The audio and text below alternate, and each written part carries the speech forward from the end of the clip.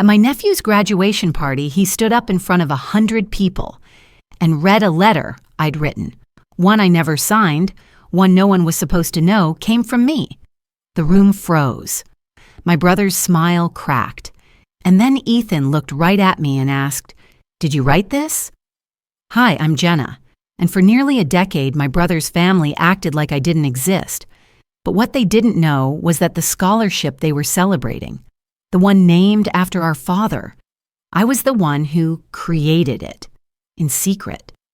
What happened next unraveled everything they'd worked so hard to hide. Before we jump into the story, if you don't mind, let me know where you're from by leaving a comment below. That way, I can send a special hello your way. Now go ahead, grab yourself a warm cup of water and find a comfy spot. It's time to begin the story. The envelope sat on my kitchen counter for 3 days.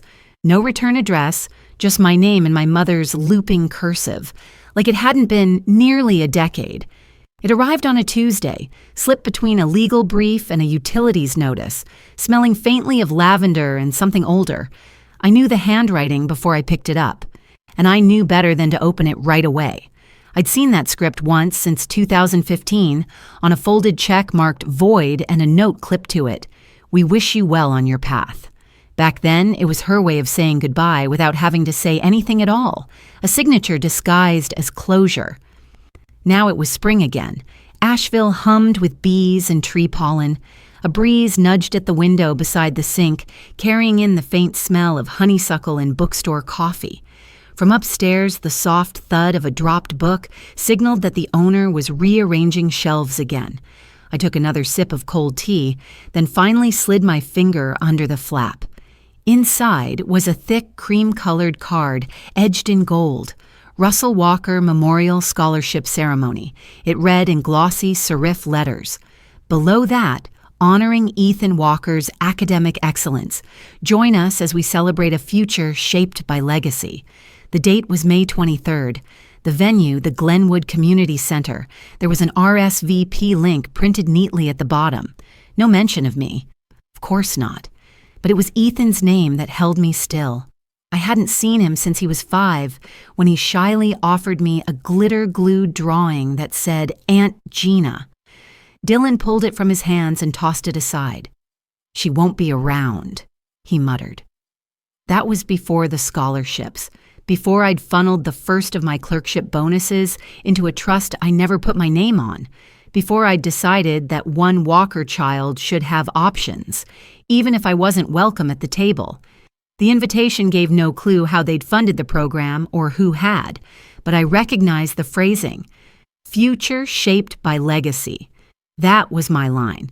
I'd written it myself when I submitted the first grant. I stood at the window and looked out at the square. 2 college students passed below, deep in a debate about law school admissions. One wore a Columbia sweatshirt, and for a moment, I smiled. Then I turned back toward the drawer I rarely opened. The one tucked beneath the folders of case notes and bookmarked court rulings. I slid it open and reached for a small black velvet box, its corners slightly frayed. Inside lay my father's old Mont Blanc pen, inkless now but still heavier than I remembered. Russell Walker believed in permanence. Leather-bound books, embossed initials, family portraits taken in the same room every decade. But his pen, the one he signed my medical school withdrawal form with before cutting off contact, had become my relic, a reminder that some legacies didn't require permission. The door to my office creaked, and Rachel peeked in. She wore her usual, fitted blazer, high ponytail, a faint scent of peppermint tea. "I didn't want to interrupt," she said, hesitating just enough to show she'd already seen the invitation on the table. "You're not," I said. She stepped in, glancing at the card. "That's something." I nodded. "Are you going?" she asked, keeping her voice light, but I caught the curiosity just under the surface. I set the velvet box on the desk and opened my laptop. My fingers hovered over the keys. The RSVP site was printed clearly, and I didn't need to search for it. I'd built the back-end system myself when the scholarship was first established. Click. A form opened. Name, guest number, dietary restrictions. Click. Yes? I whispered to no one in particular. He deserves to know. Rachel blinked. Should I block off the 23rd? No, I said. I closed the laptop and pushed the velvet box aside. I'm going, but not as who they remember. Some families believe you disappear when they stop mentioning your name. But even shadows carry weight when the light shifts. Under the magnolia trees, everything always looked pristine.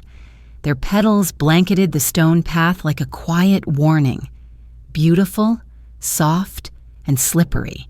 The last time I walked through the Walker estate, I had a duffel bag in one hand and shame in the other. Back then, the sun hit the front porch just right, reflecting off the brass door knocker shaped like a caduceus, a symbol of healing, or, in our house, a banner of inheritance. Russell Walker didn't just believe in medicine. He believed it was the only thing worth believing in. You've already been accepted, he said, pacing the study. You passed the interviews, took the oath at orientation. It wasn't an oath, I said quietly. It was an icebreaker. He stopped in front of the fireplace. The Walker family crest, etched into the mantel, gleamed behind him. You will not make a mockery of this family.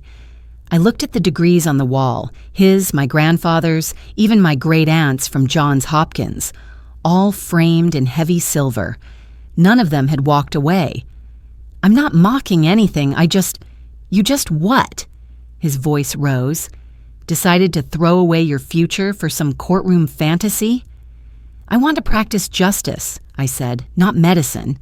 He turned his back to me. We don't leave medicine, we don't air dirty laundry, and we never, ever give up the name. I stood my ground. Then maybe I'm not a Walker anymore. Behind me, I heard Corinne's breath catch, but she said nothing. She stood at the doorway, holding the side of the frame like it might collapse without her. Dylan sat halfway up the stairs, pretending to scroll through his phone, but I could feel his eyes on me, watching, calculating. He didn't say a word. Later that night, my credit card stopped working. By morning, the locks on my room had been changed. I packed what I could into a navy duffel bag, skipped the family breakfast, and walked myself down the gravel drive. Not a single goodbye. That memory still lived inside me like a splinter. Now, 9 years later, I stood in my kitchen reheating vegetable lasagna. The microwave beeped. I ignored it, scrolling through photos on my tablet, snapshots from last month's legal conference in Charleston. Me with the state appellate judge, me at the podium beside Bernard, and one blurry picture of Rachel trying to balance 3 lattes and a folder full of motions. Bernard's name lit up on my screen. I swiped to answer. Evening. Don't tell me you're still working. Wouldn't dream of it. He chuckled. You always did lie badly. I leaned on the counter. How'd you know? Because I know you, he said. And I know that look you get when you're past calls and you answer, even when you know better. There was a pause. He let it sit before adding, You don't have to prove anything, Jenna. I opened the closet beside the fridge and pulled out a dress bag. Inside, the navy sheath dress still held its shape. It had clean lines, soft fabric, and just enough edge to say, I've arrived without screaming. Look at me. I know, I said, unzipping it slowly, but maybe I want to. You're walking into their narrative, he said, his voice calm. Just remember, this time it's yours. I hung the dress on the closet door and stepped back. It looked so much like the one I wore to my father's retirement gala, back when I still played the role of prodigy daughter. Only this one wasn't tailored by Mom's favorite seamstress. I'd bought it myself, on sale, at a department store that didn't offer monogramming. I slipped it over my head and smoothed the fabric at the waist. Then from the top drawer of my desk, I pulled out a small enamel pin, the symbol of the scholarship fund, a stylized oak leaf inside a book. Subtle, quiet, meaningful. I pinned it to the neckline. In the mirror, I barely recognized myself. Not because I looked different, but because, for the first time, I didn't feel like an imposter in my own skin. The lasagna had gone cold again. I sat by the window with it anyway, watching the bookstore below start to turn off its lights. People passed by with tote bags and iced coffees. Asheville was starting to bloom again, shedding winter like a too heavy coat. Maybe I was too. Bernard's voice echoed in my mind one more time. This time it's yours. And somehow I believed him.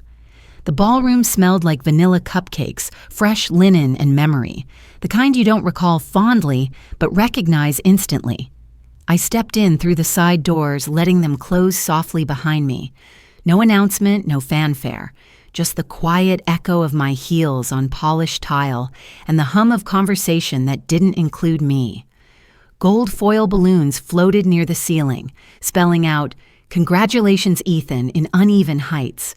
Beneath them, a long buffet table wrapped in blue satin held an orderly line of deviled eggs, fried chicken sliders, pimento cheese bites, and tiny pecan pies. I'd been to 100 of these southern spring banquets growing up, but this was the first one where I was both stranger and origin point. The walls were lined with framed photographs, Ethan in his baseball uniform, in front of a science fair trifold, holding his college acceptance letter. One photo showed Russell with his hand on Ethan's shoulder, both of them in matching navy blazers. That photo used to hang in my mother's hallway. I wondered when it had been moved here, and why every photo of the family seemed to end just before 2015. I moved along the perimeter of the room unnoticed until I found a corner with a decent view of the stage. Olivia stood near the punch bowl, laughing with two older guests. She wore a floral wrap dress, and her hair was curled at the ends, polished but warm. She looked every bit the proud mother hosting the event, until her eyes swept across the room and met mine. For a moment her expression faltered, just slightly. Not shock, not delight. Recognition with no clear instruction on what to do next. She didn't wave. I didn't nod. The string quartet finished a soft rendition of "You Raise Me Up," and a voice on the microphone cleared its throat. Dylan. "Good evening, everyone," he said with the practiced charm of someone who'd delivered too many fundraising speeches. "We're here tonight to celebrate not just a scholarship, but a legacy. The Russell Walker Memorial Fund is more than a name. It's a torch, one that shines on Ethan's achievements and the values this family holds dear." Applause followed. Not thunderous, but polite, measured. Dylan smiled like he'd earned it. He continued, "We all know Dad believed in excellence, academic, moral, and personal. And Ethan, you've honored him with all three. The future of medicine is better because of kids like you." A murmur rippled through the guests as Ethan climbed the 2 steps to the stage. He was tall now, taller than Dylan, and wore a navy suit that was just a shade too big, like he was still catching up to himself. He smiled nervously and adjusted the mic. "Thank you, everyone," he began. "And thank you, Dad. Mom. Grandma." He hesitated when his eyes landed on me, then continued, "And to the committee behind the scholarship." He pulled a folded paper from his inside pocket. When the award was announced, there was a letter included, from the donor. It wasn't signed, but it felt personal. I'd like to read a part of it. Dylan shifted behind him, his smile tightening. Ethan cleared his throat. "Dear Ethan, this gift is not just about reward, it's about trust. Trust that you'll use what's given not only to rise, but to reach back. Someone once told me that legacy isn't what we leave behind. It's what we lift when no one's watching." He looked out over the crowd. That part stuck with me. Olivia had stopped mid-conversation. Her gaze was fixed now, on the letter, on Ethan's hands, on me. I felt the temperature shift, just slightly. A teacher from Ethan's high school leaned toward the woman beside her and whispered, "Is that her?" Phones rose like slow, silent fireflies. Eyes turned. I stayed where I was. Ethan continued, "I don't know who wrote it, but if you're here, I just want to say thank you." He turned, looked directly at me and said, "Did you write this?" The room didn't gasp. No glasses shattered. It was quieter than that. A silence so full it pressed against the windows. I walked forward, measured steps, until I stood just below the stage. I looked up at Ethan, the boy who once called me Aunt Jenna, and smiled. "Would it change how you see him?" I asked. "If I did?" The applause didn't stop. It just never started.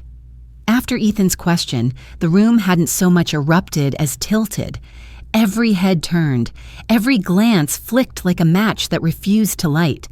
Phones disappeared just as quickly as they'd risen.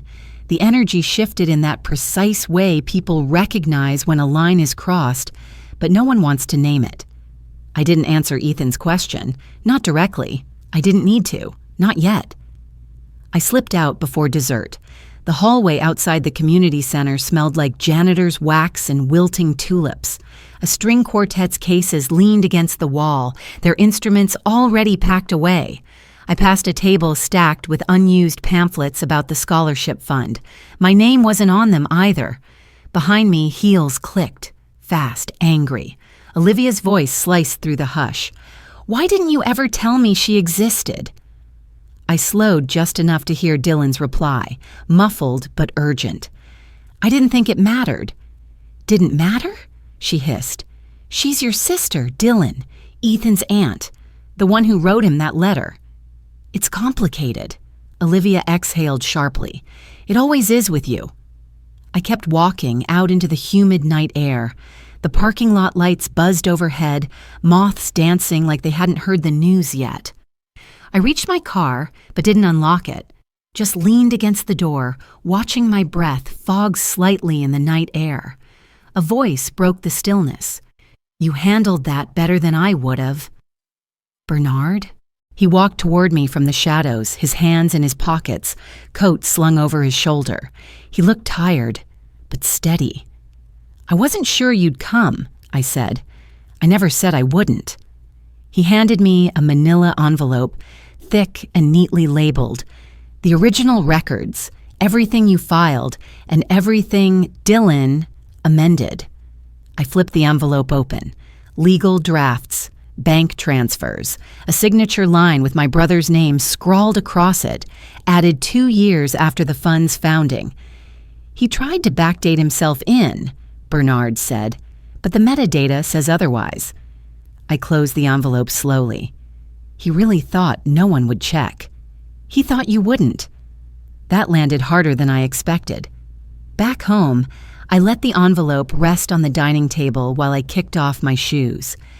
The apartment was quiet except for a slow jazz station murmuring in the background. I poured a glass of water, then sat in the half-light and replayed a voicemail Ethan had left that afternoon before the event.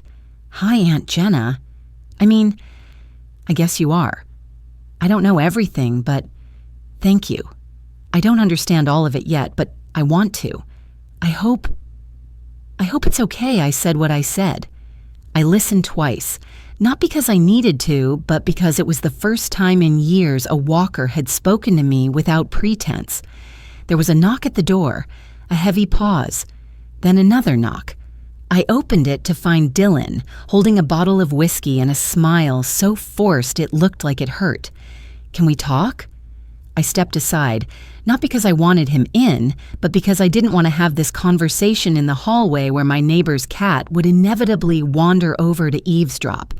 He moved stiffly, like the floor might collapse. He set the bottle down without asking and glanced around. "You've done well for yourself," he said. "I didn't come to hear that." He sat on the edge of the couch like a guest in his own home. "Ethan's confused." "Ethan's smart," I said. "He'll sort it out." He opened his mouth, closed it. "I never thought you'd show up." That much is clear. I was going to tell him. Someday. I walked to the drawer in the hallway and pulled it open. From inside, I retrieved a folder and a small labeled USB drive. I set them both on the coffee table. "Before we talk," I said, "let's review what you signed and what you didn't." He blinked. "What's on that?" "Proof," I said quietly, that you were always afraid of being second best. When Dad died, all I got was his pen. Dylan got the funeral, the eulogies, the legacy, or at least the version of it they were willing to remember. I wasn't invited to the service. I found out through the obituary in the Asheville Citizen-Times, sandwiched between a county clerk's retirement and a notice about road repaving. Survived by his wife Corinne, son Dylan, grandson Ethan. No mention of me.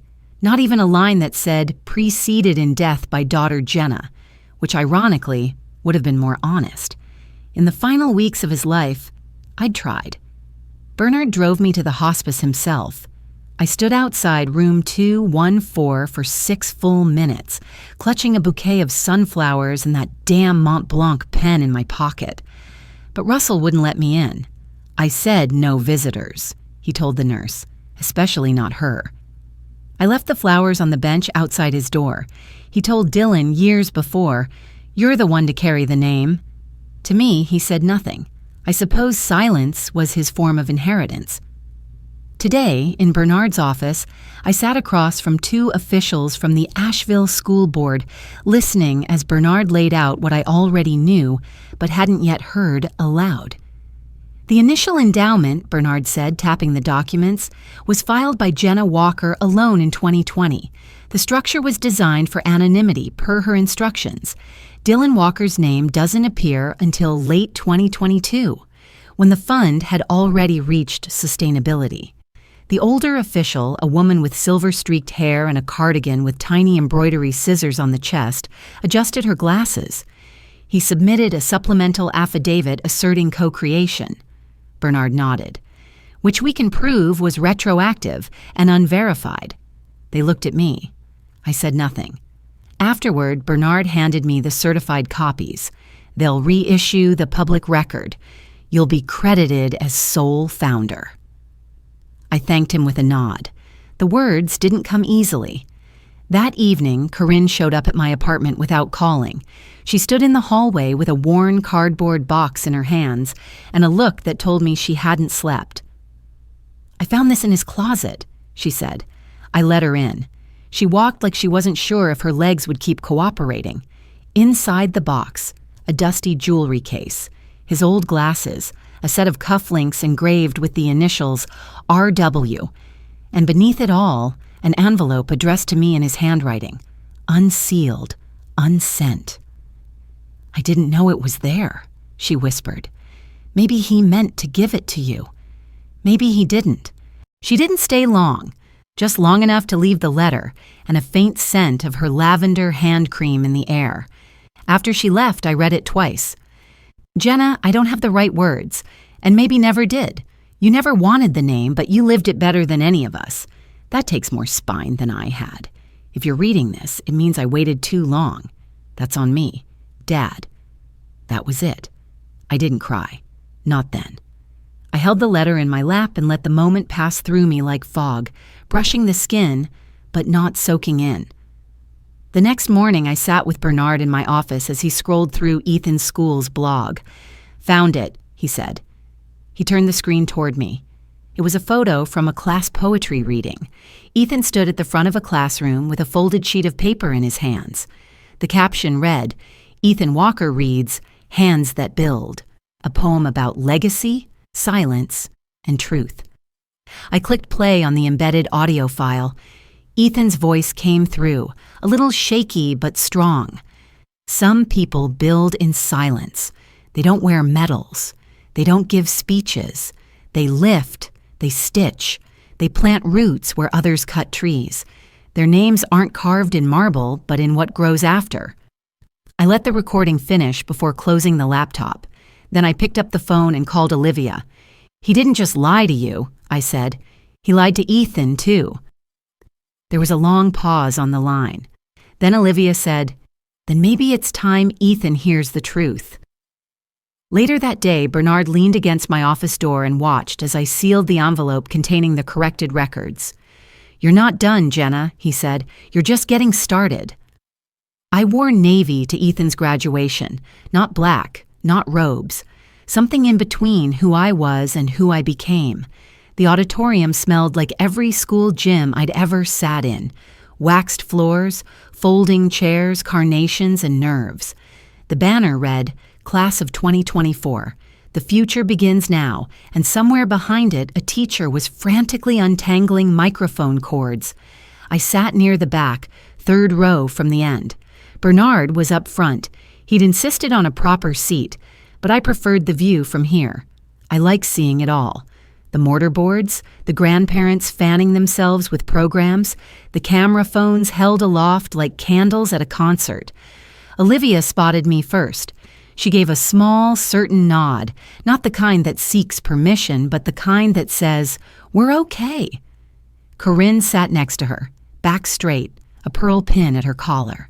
She looked older and lighter somehow, like therapy had started to unspool things she'd carried too long. Then Ethan stepped up to the stage. He looked out over the crowd, paused, then unfolded a sheet of paper from his inner pocket. "There's a kind of scaffolding," he began, "that holds up people like me. You can't see it from the street. It doesn't make headlines. But without it, the building falls." A quiet hush settled over the audience. "I want to thank the person who built mine. She didn't ask for credit, she didn't make a speech, but she gave me space to stand." He looked straight at me. "I used to think legacy was something you inherited. Now I know better. It's something you choose to build." After the ceremony, I didn't push forward through the crowd. I waited near the edge of the lot while families hugged and cameras flashed. Eventually, Ethan found me. "Thank you," he said, a little out of breath, "for everything." "You earned every bit of it," I said. "I just made sure the door stayed open." He hugged me then. Not the careful, polite kind, but the kind that says, "I see you now. Really see you." Later that week, I drove to the cemetery alone.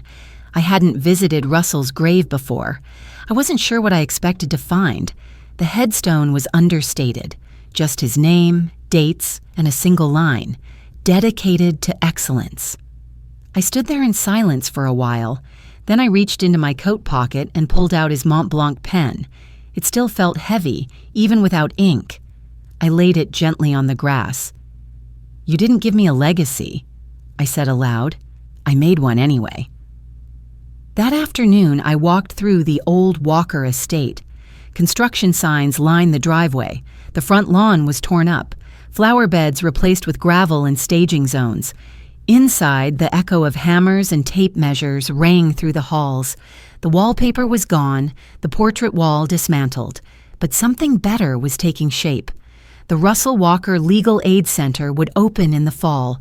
Pro bono defense, family advocacy, scholarships, a name reused, repurposed, not to remember one man, but to serve many.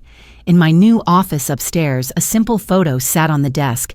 Ethan, Olivia, Corinne, and me, smiling, real. No father, no Dylan, just truth. I signed the first grant approval that morning, executive director. I didn't need to frame the title. The work spoke for itself. When I got home, a postcard was waiting. The stamp was Guatemalan, the handwriting familiar. "He still asks about you," it read. "Can we visit?" No signature. Just Dylan's old looping script. I stared at it for a moment. Then I texted back, "When you're ready."